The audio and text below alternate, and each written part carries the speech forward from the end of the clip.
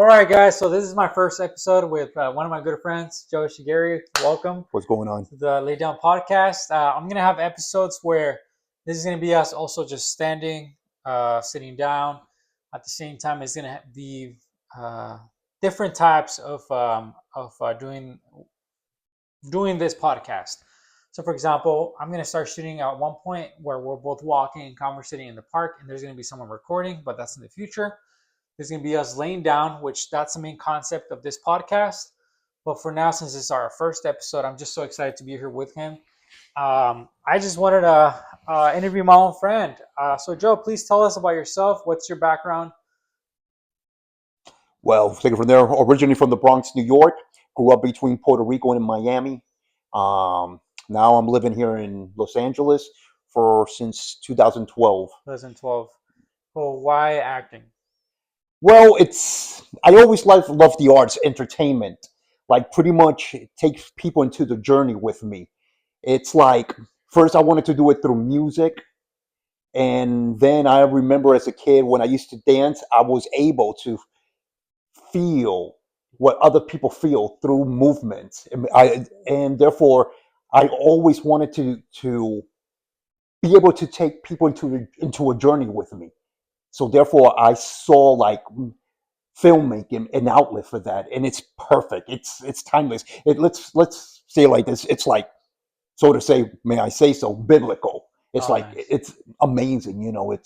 It's a kind of unique experience. You get to experience things that you don't ordinarily experience throughout your entire day and your everyday life. Since what age did you start realizing, okay, this is something I want to do? Well, I was in my like mid to late 20s. Hey, look at that guy. My mid to my late 20s. It's like I remember that was the time when I started practicing martial arts, like late 20s. Hold it right there. Yeah. Let me pause it. Let me pause it real quick. So, as you were saying, Joe. Anyway, kind of lost the You said we said what age did you start to pursue acting? This is you realize this is something you wanted to do. well, like in like my late 20s, Late like 20s. early, like actually I wanted to do it. But I was always afraid because you know how tough this business is. Anybody who's been doing this for a while, Yeah. it's like you don't even need to be an actor to know that this is like a tough business. Yeah. Everybody from the outside, when the first thing you tell them, I want to become an actor, what's the first thing that people say? You see, Yeah, that's right. Yeah. that's the first thing everybody does. Like you can tell them, hey, I'm going to become an engineer, I can or relate to that. yeah, Yeah. I'm going to become a heart surgeon. And those professions, they're really, Yeah. they take a lot from you. Yeah, they do. So it's like, but you don't see that skepticism when it comes down to those type of jobs compared to like when you say you want to be an actor, because it's the truth. Let's face it, it is a tough business. So unless you completely smitten like by the work, by becoming an actor and fall in love with the despair of Hmm. going through the process, I recommend you not to do it. Yeah. So, who was the first person that you told I want to be an actor? I think it was the first person. It was a guy that I was training martial arts with back in Miami. As a matter of fact, he did a movie like it's called Dragonfire. Hmm. It's like his name is Dominic LaBanca. Yeah. Shout out to my friend out there he's from Jersey. He lives in Palm Beach, right? West Palm Beach in Florida. Really nice Yeah. guy. And I started practicing Jeet Kune Do with him and Wing Chun.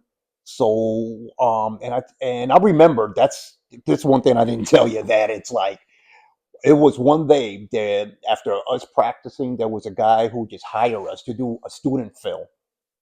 And I just started doing some collie sticks. And when I saw myself on film, I fell in love with it. I said, I want to do something like that someday. I want to be able to, like, not to mention that I always want, since I was a young boy, I always wanted to be Bruce Lee or Luke Skywalker. And along came the movie The Matrix, and I was like, whoa, look at that, a combination of both. I want to do that. What movie was it with Bruce Lee? Which one? Oh, and I mean, the first one that I saw as a kid, I think it was It was the one he fought against Chuck Norris. Oh, Chuck Norris. I've seen Uh, that scene, but the, I the forgot the name of it. yeah, it's Yeah, called the Chinese.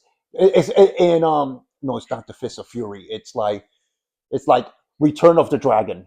Turn of the Dragon. In China it was, but over here it was called the Chinese Connect. Not the Chinese Connection. Oh God, I forgot. I can't. I'm You a remember? It's Yeah. all It good. will come to me. Yeah. So I wanted to ask you, and then, so you said you were in your mid 20s when you said, okay, I wanna pursue this. How did your family take it? Mm, at that time, me and my family were not that close. Not to mention that I met my biological father, and my when I was 30 years old. I never really shared those dreams with nobody, because the first thing they're gonna tell me is like, "Please don't do it." And They're just naysayers, or do you think they're oh, very definitely negative? naysayers. Yeah. Yeah, definitely naysayers. I mean, don't get me wrong. My mom wants the best for me, just like my brother. I Yeah. mean, my stepdad, may he rest in peace.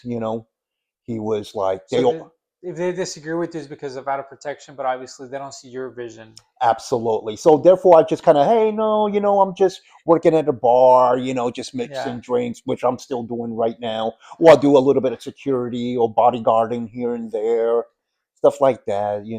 So, So I wanted to ask you, for example, as you guys know, I'm not part of the Screen Actors Guild. Tell us how you became part of the Screen Actors Guild. oh, it was. I was in Miami, and then I auditioned for the TV show Burn Notice, Burn and Notice. I Can you auditioned. tell us a little bit more about that show? Oh, that TV show is about a spy that he just go off the grid, and it started doing his own thing. Michael Westner, Okay. and my good old friend Bruce Campbell. Hmm. And the scene that I did was something very small, that I get to chase them with a gun, Oh and I my go, God. "Hey, hey, stop right there!" And I pull out a gun on them Oh, if they okay. if they break into my car and they Wait, drive so away. you got Taft Harley?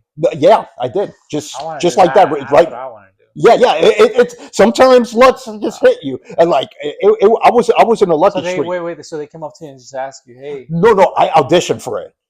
I yeah, auditioned for a role, for a bigger role. But unfortunately, for some reason, my agent told me that I didn't have enough credits for me to put me in that role. But they gave me another role, a smaller role, and I was like, "Come on, man! Of course I take it." It's just a one-liner, but I was like, sure, looking back, sometimes I don't know if you agree with me, but sometimes I feel like life sets you up in a certain way, and then you look back and like, wow, that just happened for my agent. Da, da, da, da, boom, everything's connected. synchronicity, yeah, oh, definitely, Synchronicities, I believe in definitely. synchronicities. I mean, I believe there is something to it. Like there probably might be a science of how, like, to make it ebb and flow, and sometimes, unfortunately, how to make it work against you as well. But take that back. But what we want to do is like make it work in harmony for Yeah, to better ourselves, to give us better opportunities, and also that when we're in a better place, help each other out. absolutely. Okay, so what year did you move to California, and why Los Angeles? Why did you say, hey, I want to go to LA? I first came here. The very first time that I came here was back in 2000, 2000-ish one. And too much to my regret, I was persuaded to go back to Florida.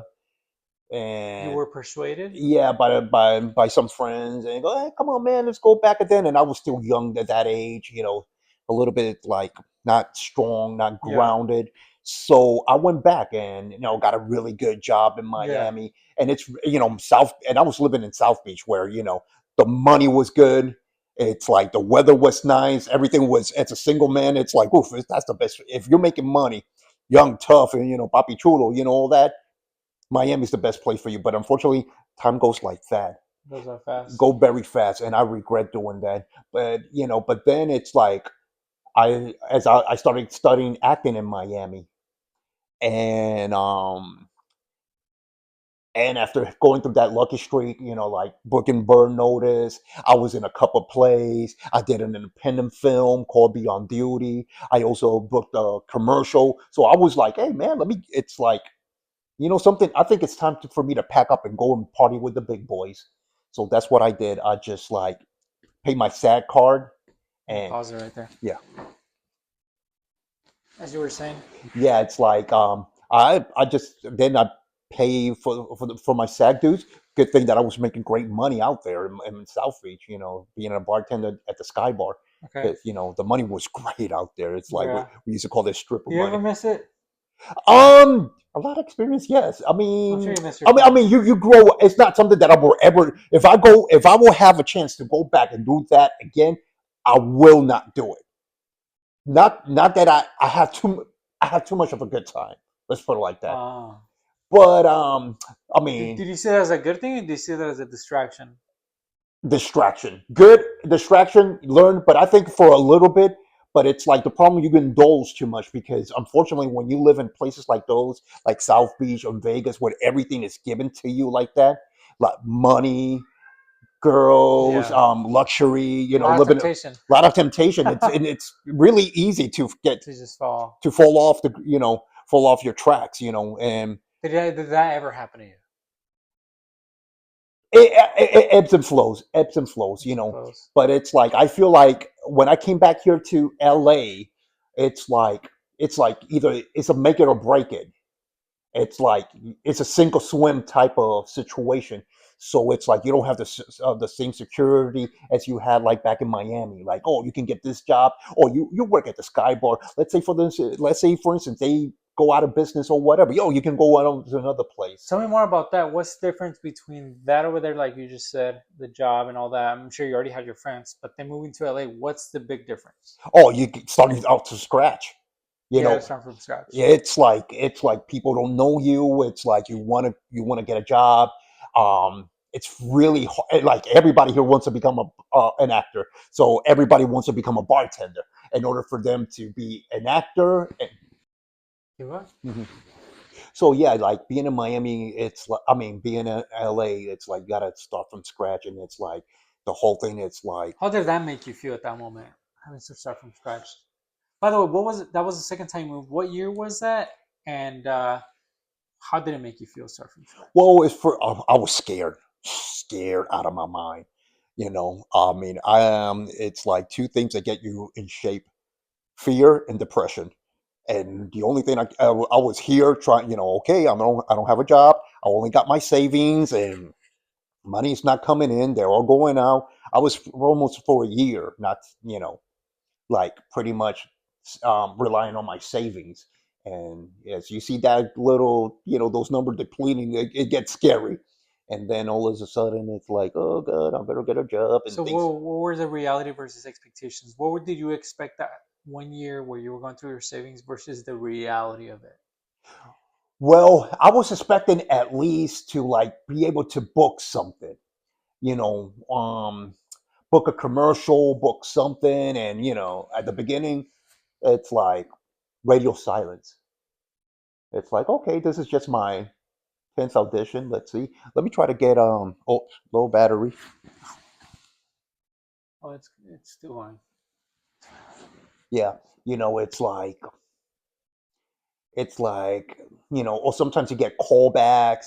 Lucky for me, I getting an agent wasn't that difficult, because it's like I understand my type, the martial artist, tough Latino type of look, Yeah. ethnically ambiguous. So that helped you a lot. So and at that time, it's like they were looking for the Latin boom was still happening. So Yeah. lucky for me, I was the it factor for it. But at the same time, you have thousands of it factors. They look just like you. So why they will pick you? You know, unless you're extremely successful or lucky, it's like you can rely upon is connections. So, what do you say to people who might see someone like you that it's coming, a young cat who's like, "Hey, man, I want to be an actor," and they come with, of course, with all that excitement. What do you say to people who? How do you distinguish the person who's actually like yourself, who goes out there and hustles and knows the realities of it, versus someone who has an idea of what Hollywood is? I would strongly recommend them to really, get yourself financially secure, and lower your expectations always. And what I mean by that, it's like I had a lifestyle back in Miami, you see, like in Miami, I was living in like a really nice apartment with ocean view and like no, that's not ocean view, but view to the lake, and it's like it was gorgeous. But then over here, I had to like downgrade, live below your means, don't take anything for granted, work, stay connected, stay really hard, stay humble. You see, and stay to the grind. If because if this is what you really want to do, acting you want to do, you definitely want to have a cushion, like a good solid financial base that you can like move around. For the most part, it's either bartending or personal Hmm. trainer or like jobs, kind of jobs like those, security that gives you like those that you can work on the weekends at Yeah, night, and then during the day you can go to acting school, or you can do and you can do your auditions. of Like thank God course. things, I mean, the game has changed completely now. Things Yeah. are a little bit more simpler now. You don't have to like be at Culver City at 4 o'clock just to be all the way in sunny, like to be back in Warner Brothers Studios at 8 o'clock or something like that. Right. It's Yeah. like you know There's a lot of differences in that. So tell me more about that. For example, when you tell me about your acting jobs, what was uh what was besides that first acting job where you got Taft Hartley, got into the union?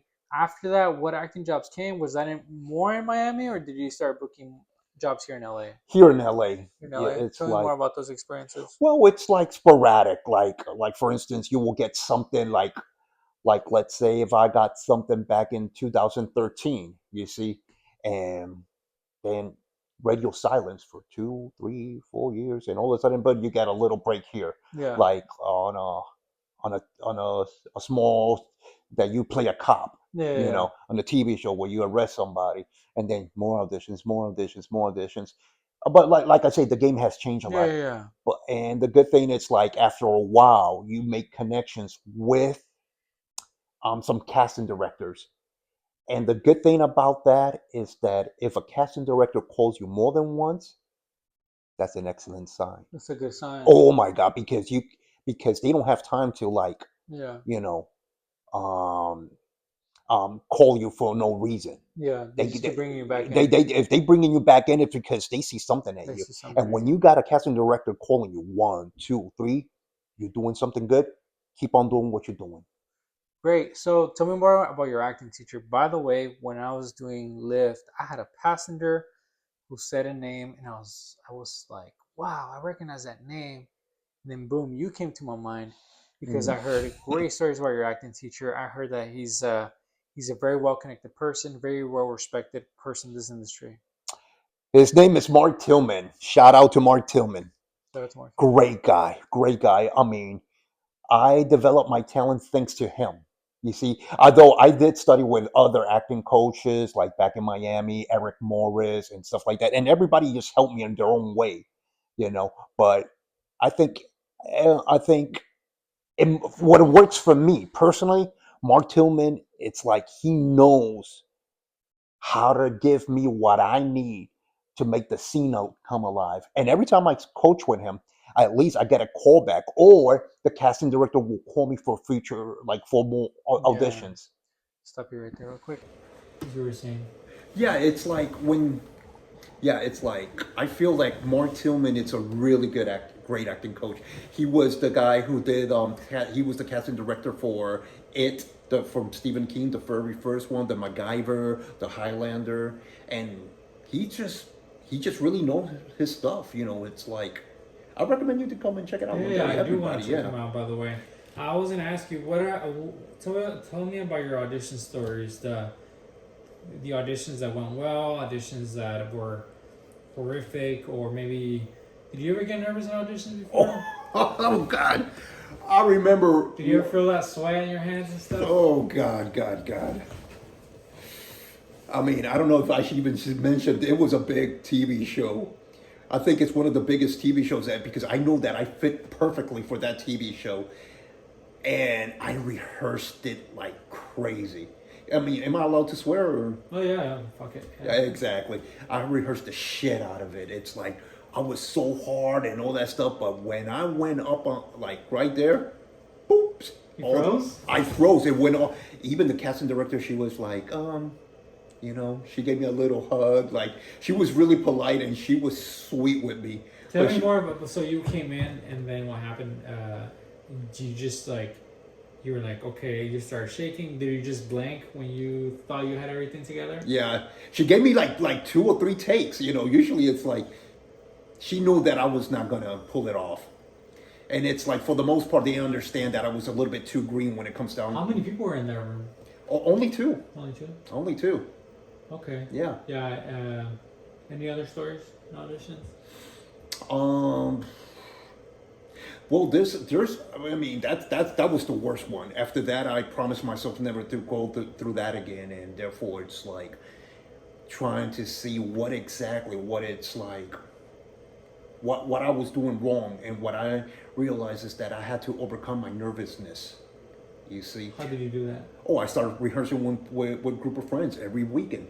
Every week, boom! It's like you stand in front of a group of friends, you rehearse and you rehearse and you rehearse, and that's the way. It's like that's how you become better at it. Yeah, Keep on rehearsing, and then even for stuff and like student films that probably you think even if you're not interested in getting the part, but it's like it will like make you lose the fear of auditioning.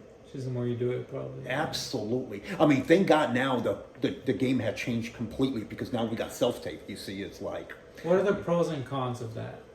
Well, let's start with the cons. The cons. I mean, the way you look at it, of course, yeah. Yeah, from my perspective, it's like, for instance, like you don't get to meet the casting director personally. You don't feel the energy. Exactly. It's like you don't get to see them. You don't get to talk to them.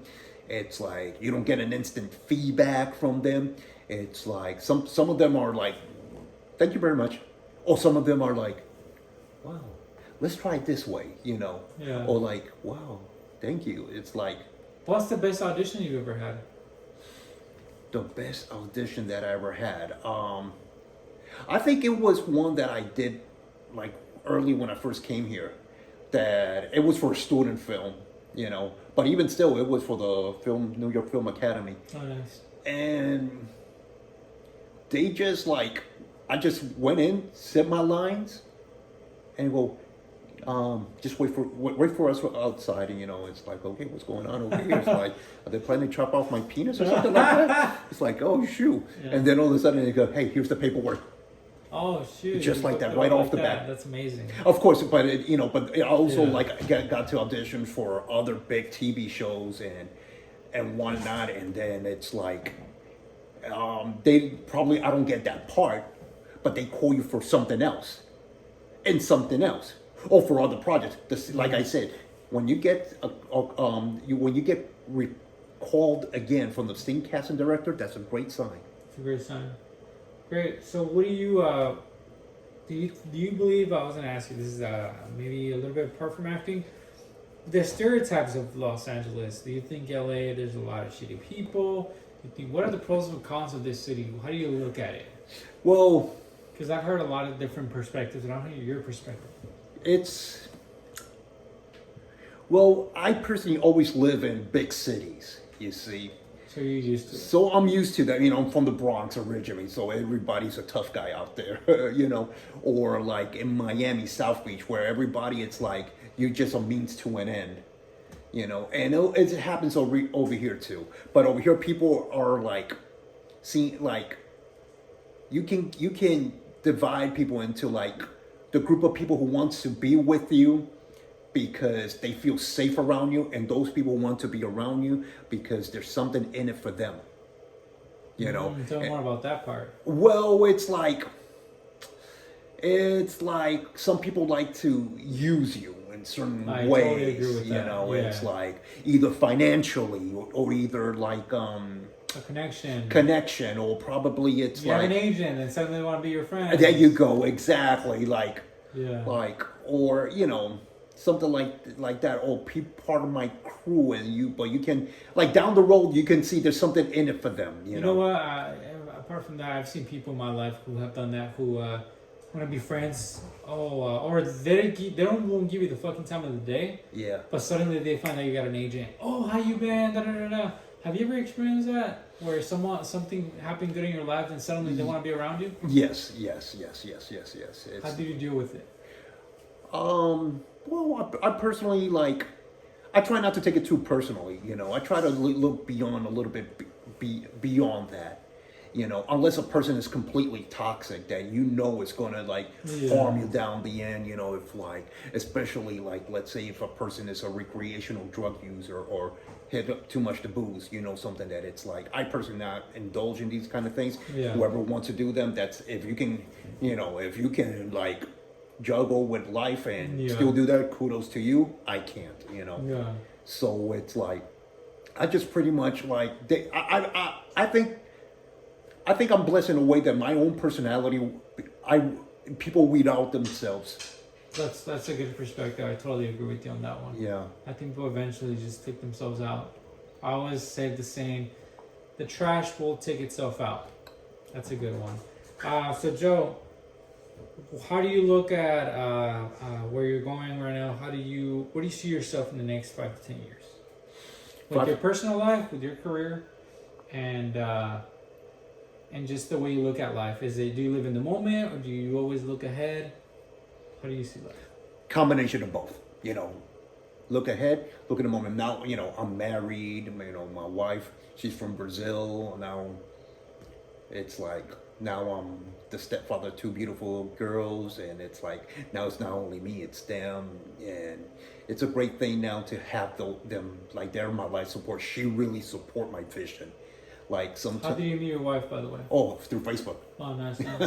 We were part of a goth group, and we used to like, it's like she was like more into like doing graphic designs and like doing like vampire looks, and she will use my image like to make like draw me as a vampire, and I send her some poems and it. Nice. And what do you like about your wife? Oh, that she support me completely. It's like sometimes sometimes you think should I pack up my things back to Miami and just get it and be, manage a bar over there. She's very encouraging. And she tells me, no, don't do that. Stay. She lets you. She always focuses on supporting you. Stay, because you're not gonna. It's like you're not gonna be happy if you go back. I'm gonna be here with you. We're gonna make it. We all are gonna make it together. It's amazing. I'm glad you found someone that is very supportive of your goals and is there to push you to be better, man, and everything. That's great. That's great. What else do you like about her? Oh, she's beautiful. She's sexy Brazilian. Like, what can I say? She's very caring, nurturing, motherly type. She's always like she's the last one to eat. It's just like every time she serves food, she makes the food. The first, it's like it's us very and the girls, selfless. Extremely selfless. And sometimes to a point that I gotta like, sit down. I'm gonna massage your foot, your feet. I'm gonna. You're a very lucky man. Oh, I am indeed. I am indeed. Yeah, you can't find that nowadays. Yeah, I know. So you said you see a combination of both. You try to focus ahead, and then in the moment. What advice would you give to the 20-year-old version of Joe Echegaray, 20 years old? If you could speak to that guy, what would you say to him with your life experiences you have now? Choose better your friends. Choose better the people you surround yourself with. Because it's like a lot of people that you think they're going to be your friends, they're not going to be your friends. It's like, be careful with the people you share your goal with, and have a sense of purpose. Whatever you want to do in life, have a sense of purpose. Because life, like 10 years go like this. Time doesn't forgive anyone. It doesn't. What's your philosophy in life? Of course, I'm not saying religion, but of course, what's your philosophy in life? How do you see life? Life. I think pretty much it's like, regardless of whatever you do, achieve or don't achieve, life is to give it all you got, and it's the most important thing is to experience joy and that fulfillment in life that we all seeking for.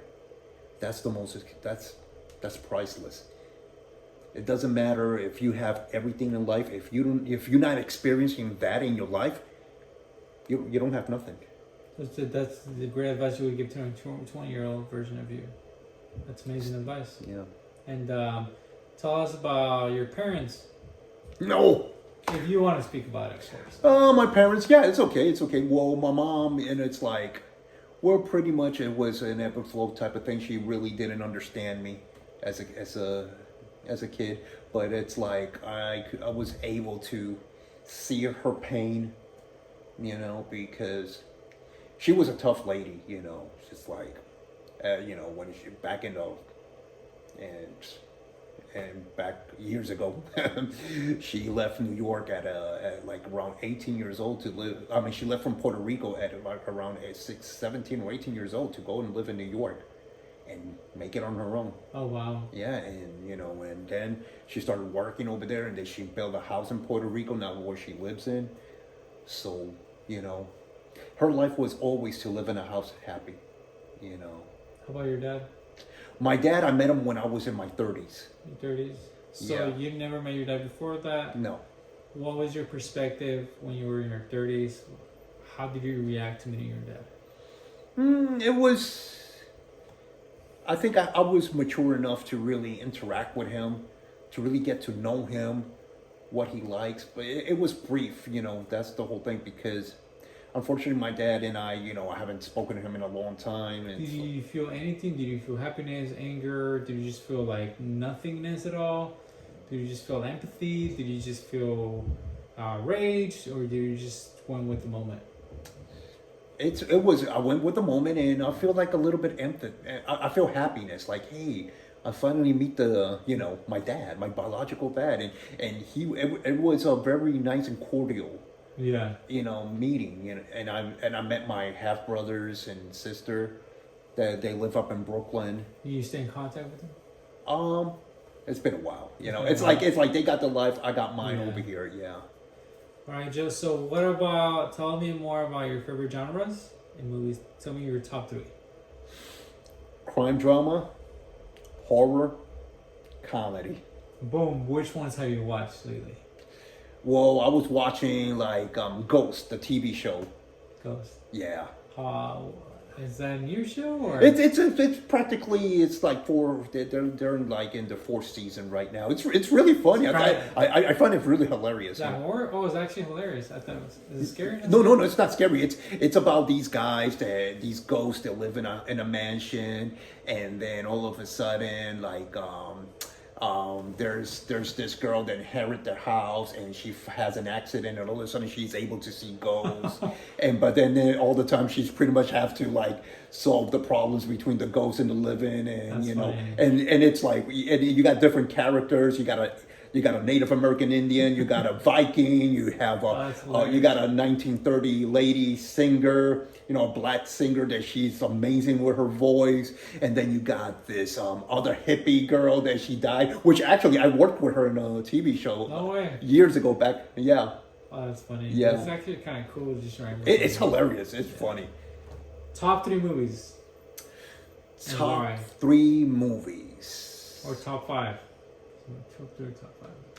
I would say in my case, let's see. I know a lot of people, it's like they don't like the acting or stuff, but definitely The Matrix. Oh, love The Matrix. Star Wars. The old Star Wars. Hey, you like very action movies. Yeah. Bruce Lee, Enter the Dragon. I would say like that. Yeah, let's see. Which one is your favorite from The Matrix, though? The first one, of course. The first one. The first one. It's like you just can't top that one off. The other one were cool and all, but the first one was. I honestly, the Revolution is the only thing I like is the ending where they start fighting and they just they go at it. Yeah. That's you right there, Joe. You know how to do mixed martial arts. So if you could get your dream role right now, what would it be? Would it be a movie that you made on your own that you produced? Would it be something like Star Wars? Would you be cool if Ken Reeves is like, hey man, you want to be let's say another Matrix movie? What's your ideal role and why? Well, something that I could be able to use all my talents, like, although I love martial arts, but I don't want to be known for martial arts. I like crime drama, but it's like, I don't want to be rigid with that. I would say something in between, something that you can add a little bit of comedic. Cool. So let me ask you that. What did Mark Tillman see you as in what roles? Because I could have my own opinions, but Like, I could see you for a mafia guy. yeah, like, but it's stereotypical. Like, for instance, like, because I'm ethnically You could be like in the ambiguous. mafia, for Yeah, example. either mafia or Mexican cartels, or so, like either or, like, because What did your teacher say? Well, he always like, for instance, like, I did an audition for a vampire, and he gave me, it's like, not audition, like, we did a scene of like, I played a role of a vampire, and he liked what I did. yeah. But I think the one he always, like, just like everybody else who see me, for the top ones that I always go, is always the gangster, I can see that a mafioso, lot, or yeah. the warrior, or something like that. Those Yeah. type of roles that I pretty much. That's nice. Yeah. Okay, so that if you had the opportunity to work with two directors that you really like and how they film, which ones would it be? You could just right now imagine like you're having a regular conversation with the director and he's like, "Hey Joe, I want you to do this in a scene. Which directors are your dream directors to work with?" I love the vision of Martin Scorsese. He's like, but I mean, so many people like Christopher Nolan. Oh God, yeah. Whew, Well, you can keep going. I mean, that's fine. I mean, Christopher Nolan, but at the same time, I like the greediness of God, I'm drawing a blank right now. Robert Rodriguez. Robert Rodriguez. I never heard of him. Robert. Robert Rodriguez. Yeah. I never heard of him. That's wild. Robert De Niro, no. No. Robert Rodriguez, that's a director. I know I like Quentin Tarantino. I love Scorsese for sure. I immediately remember Taxi Driver, that one, or Wolf of Wall Street. Once Upon a Time in Hollywood, that was what's his name? Quentin Tarantino. He's really good. I never heard of Robert Rodriguez though.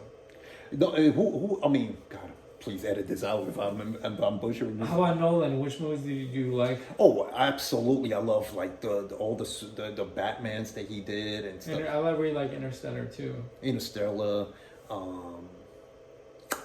Let's see. I mean, what was the one that he did with Robert De Niro in Insomnia? Oh, I never heard of that one. Yeah, cool. Robert with Robert Williams and what's his name? Al Pacino. Al Pacino. That's nice. That's cool. I really like. They always collaborate really, really well. I forget. Scorsese too with Robert De Niro, the new one, The Irishman. I think that was great. Oh, that was great. That was. Did you watch it? Oh yeah, I did. It's like 3 hours long. Did you watch that new one with Scorsese directed with Leo DiCaprio and Robert De Niro? What is it called? Oh, the Flower something. Killers of the Flower Moon. Yeah. Did you watch that? Oh yes. Oh, it was wild. It's like. I didn't know that was based on a true story. Yes, it was based on a true story, and it's like it was long, but it's like it kept you like. Who directed this one? American Gangster. Fuck, I forgot. I'm blanking on that one. I know American Gangster. That's Denzel Washington, right? Denzel Washington, yeah. I didn't. You know what's crazy? I never watched that whole thing. Josh Brolin, Denzel Washington. Oh my God, you gotta check it out. It kept me 3 hours, but it kept me glued on the seat through the entire film. The entire movie. So besides acting, have you ever thought of directing, producing, and writing? Writing. So if you, let's just make a scenario. It just came to me. If you had $200 million to produce a film, what would it be about, and what director would you hire, or would you direct it, and which actors would you hire? Your dream movie. That you're like, okay, I want to make this movie. I always thought about this movie. Honestly, I like. What can I say? I mean, I like the vision of like Christopher Nolan. So you would hire him as a director, or like the one who the movie Lighthouse. What's it? Robert Eng. That's his name. I can't remember, but I know. I think. Oh, Robert Pattinson. No. The director. It's okay if I look at my phone or something. Yeah, it's fine. Like, where's? Oh, I got it right here. A Lighthouse. Yeah, Lighthouse. Like it was William Dafoe and Robert Pattinson. and was it Robert Pattinson? I think it was Robert Pattinson, right? Yeah. Lighthouse. Yes, you're right. Robert Pattinson. And let's see who was the director. Robert Egger. Okay, Robert who? Robert Egger. Mm-hmm. Egger, and it's like I like his greediness, his stuff like that, but the idea, it's like I also have like kind of unique vision of my own. Like would you mind sharing that? Yes, it's like I like things that take you to the darkness, into the light. That's what I like, and that's the reason I wanted to become an actor. When you give that when you take the audience into that journey of the deep of A fucked up situation. of a fucked up situation of fear, scared, let them experience that fear, that despair, and all of a sudden, boom, the light comes in, and you're saved. You're going Like out. for instance, like I love the vision of Mel Gibson, The Passion of Christ. Oh yeah, that's a great movie. You see, although it's like a lot of people go into the spirit, like into the religious side of it. Yeah. But I look at it like more in an objective way of a man who suffered and endured the pain It's like redemption. for love of the humanity. Yeah. Or pretty much, even though it wasn't as intense as The Passion of Christ, but the movie The Little Buddha with Keanu Reeves.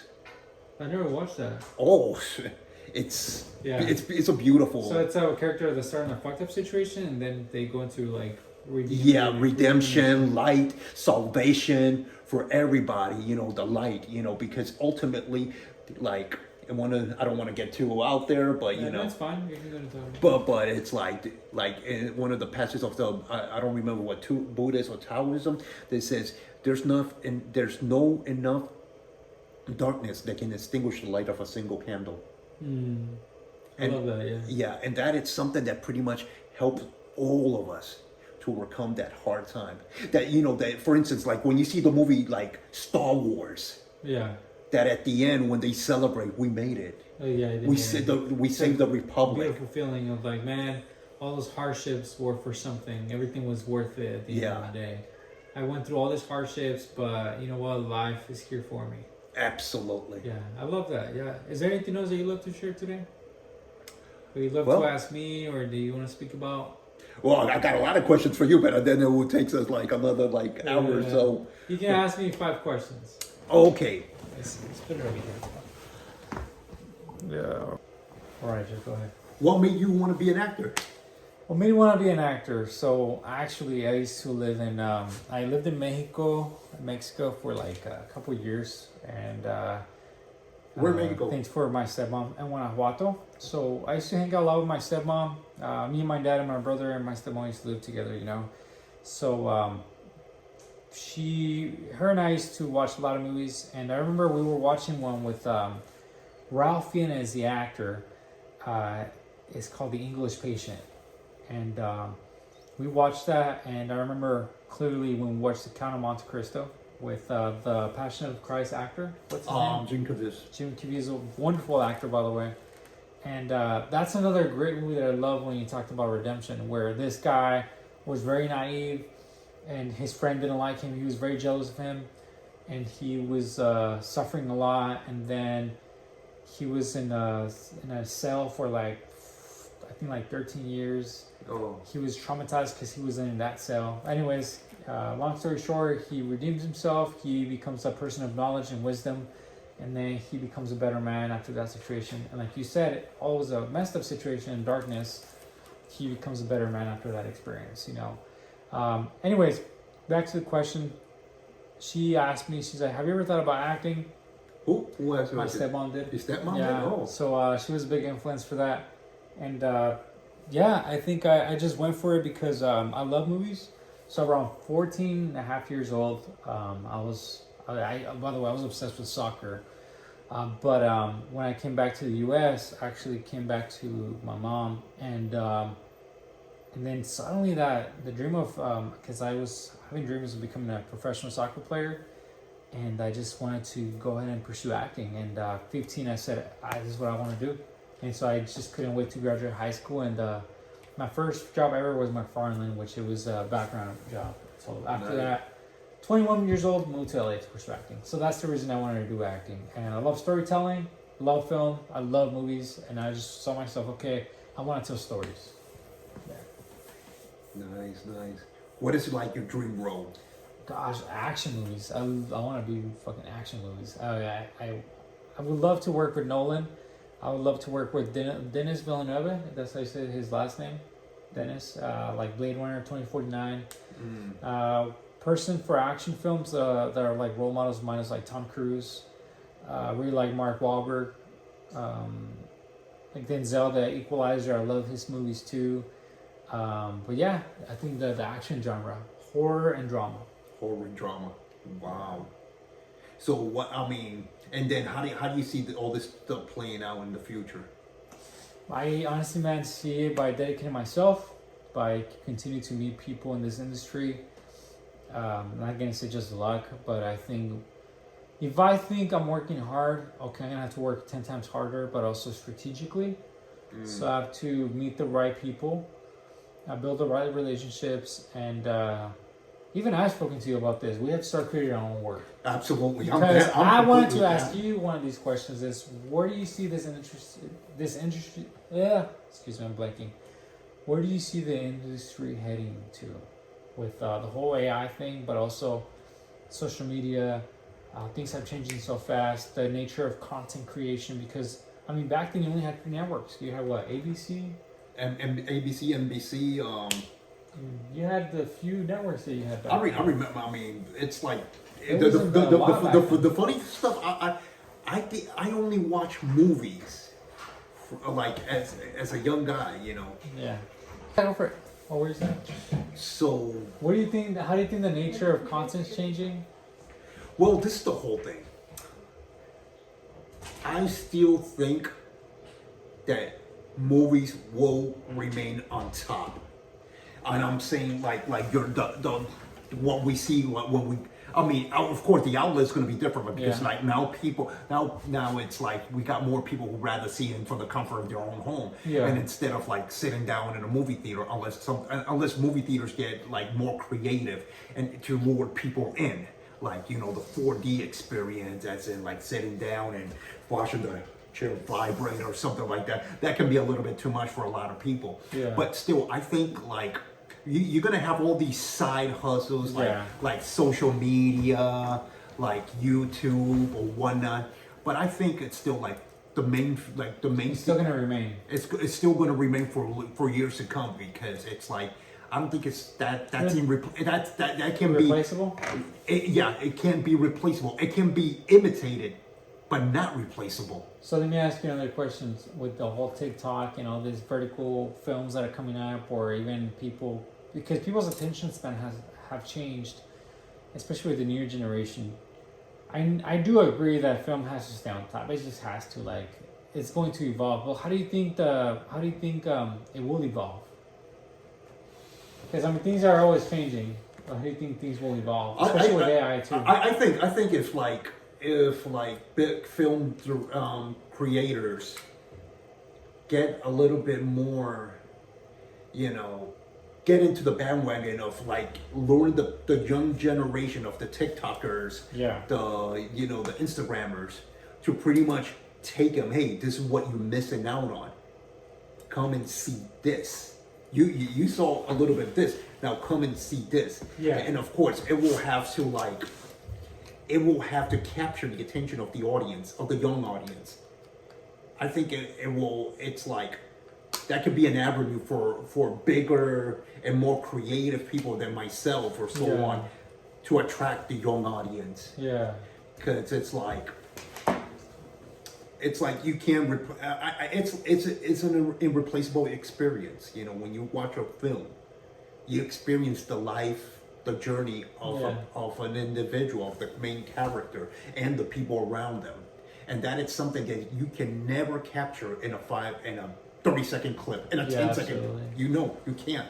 You just can't. Yeah. Well, thank you so much, Joe, for coming today. I really appreciate your time. I'm sure we will continue to have a lot more of these. Like I said, guys, this is my first episode ever, so I'm really grateful to this man right here to make this possible for me. I know that, the way this looks is going to evolve, but we're going to continue to make it with probably 2 or 3 or 4 cameras where they can be filming at the same time. The editing will change. I'm so excited to collaborate with him too. We already planning on even building our own content, because you know what? A lot of stories in Hollywood inspired me that a lot of actors like, what is that show? Sunny in Philadelphia? Or Yeah. what is it called? Yeah, Sunny in Philadelphia. Yeah. It's always Sunny in Philadelphia. I heard that show actually. 2 friends came together and they wrote it, and then boom, a network picked it up. So like, I think Joe and I have a good way of good chemistry as friends, and we have a good way to even. I think we're gonna do great creating some content together, and so we're just very excited about that.